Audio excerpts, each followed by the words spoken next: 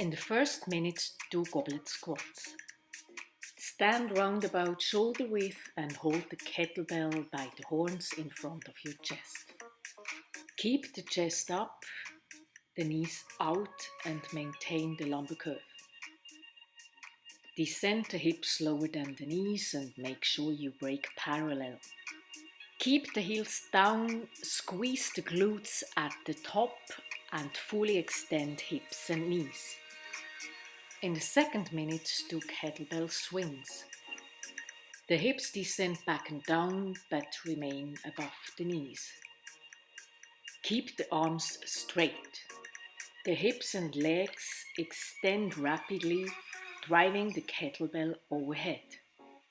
Kettlebell swings are about good hip drive, good top position and counterbalance.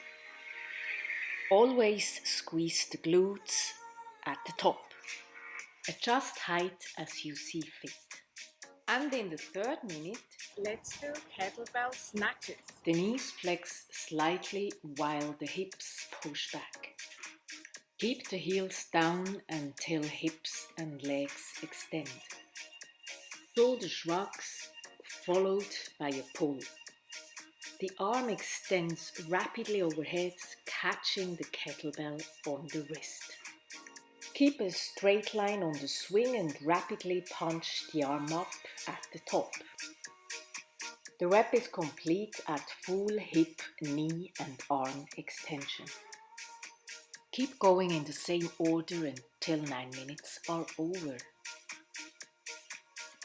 The eagle pose stretches the shoulders, the thighs, the calves, the hips, the ankles and the upper back. Keep your abs engaged and your shoulders down and away from the ears. The pose is great to exercise balance and opening the hips. Hold it for 5 to 10 breaths. 3, 2, 1, go!